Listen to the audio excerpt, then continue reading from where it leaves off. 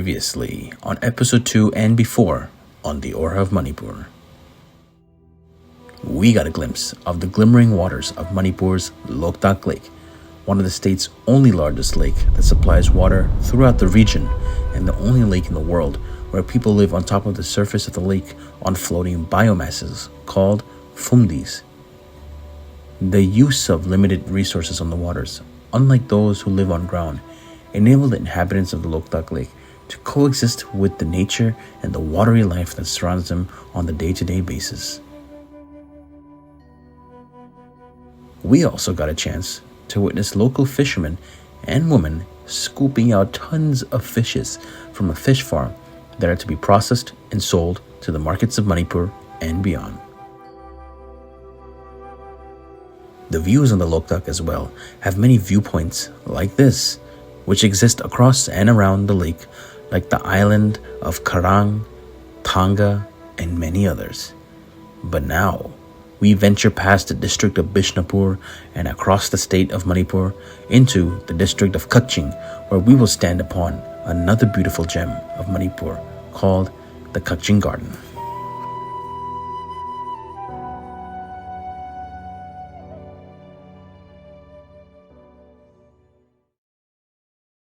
A mountain meadow of vibrant colors encapsulates us as we move on to venture into the valleys of the state, which lies forth a heavenly botanical garden of beauty and breathtaking view of the land of Manipur.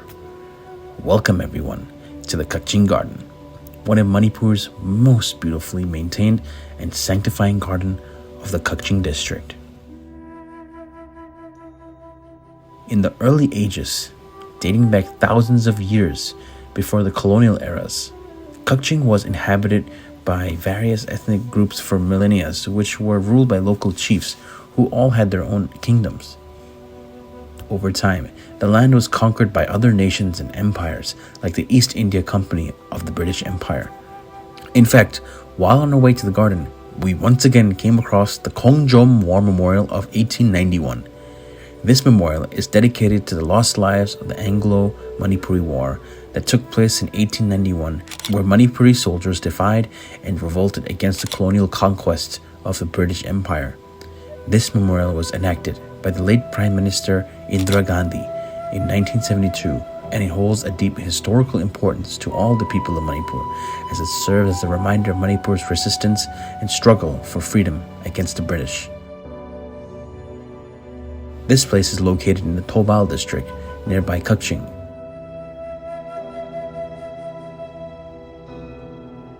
But now on towards the district, the Kakching Garden is a 200-acre project initiated in the 1990s by the Manipur government to promote ecotourism and attract tourists from around the world to this majestical place in the district.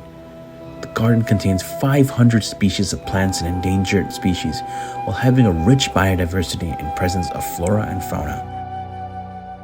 Such plants exist in the garden like roses, orchids, eucalyptus, teak, bamboo, ferns, wildflowers, fruit trees, and many other medicinal plants.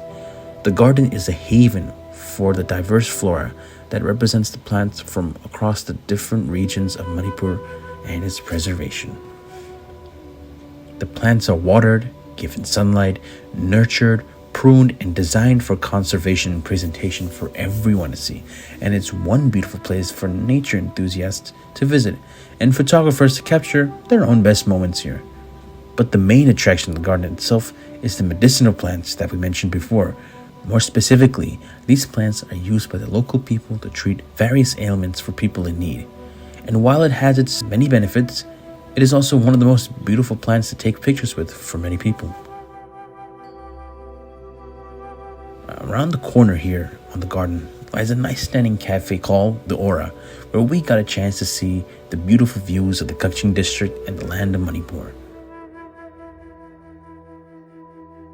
Birds chirp across the horizon as the wind calmly howls in our distance, while rainfall sets on the west and sunlight stands on the east.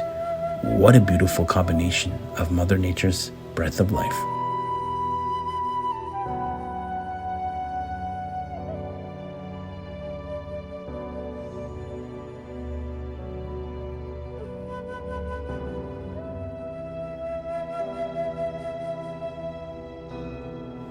The Kakching Garden carries many ornamental plants and sculptured structures. The use of sculptured frames are set in stone across the garden, where greenery and leaves cover the structures to form such magnifying sculptured structures, like this elephant here.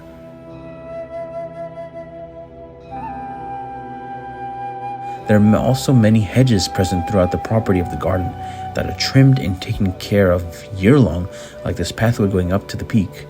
Such beautiful shapes deserve much respect for the attentive, detailed focus it takes for the maintenance of such flora. Around the corner here lies a sacred shrine dedicated to the goddess Haurema Sampupi.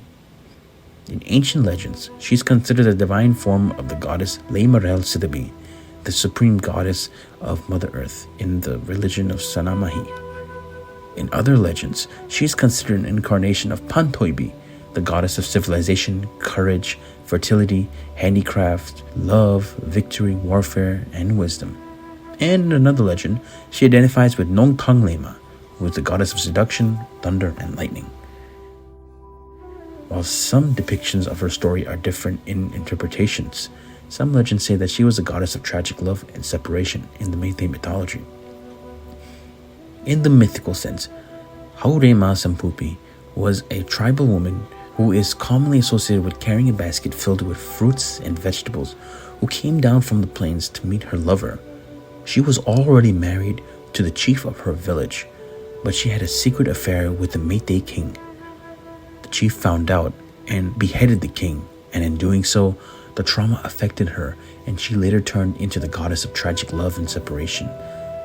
While the stories have many variations, the people of Tangkul just identify her as a historical figure who was a daughter of a tribal village chief.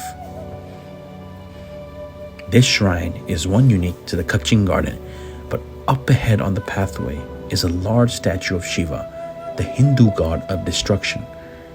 The presence of the statue of Shiva holds a deep cultural significance to people, as many rituals, celebrations, and festivals in the Hindu calendar are all celebrated here in honor of Shiva. The statue is also a popular pilgrimage site for those who are devotees of Lord Shiva, which has attracted visitors across the region to this one place.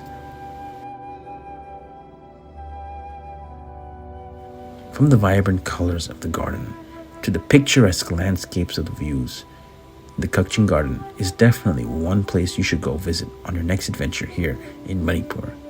If you would like to visit this place, feel free to book a taxi or get a ride cross country to this serene garden and capture your next life moments here in the Kakching Garden. But up ahead, in our next adventure, we venture across Manipur to the Hengyang constituency in east of Imphal, where we will visit a sacred temple called Ibudo Marjing, where we will dive closer into a deity called Marjing, who brought forth the inspiration of polo to the world. So come join us as we touch upon this in the next episode.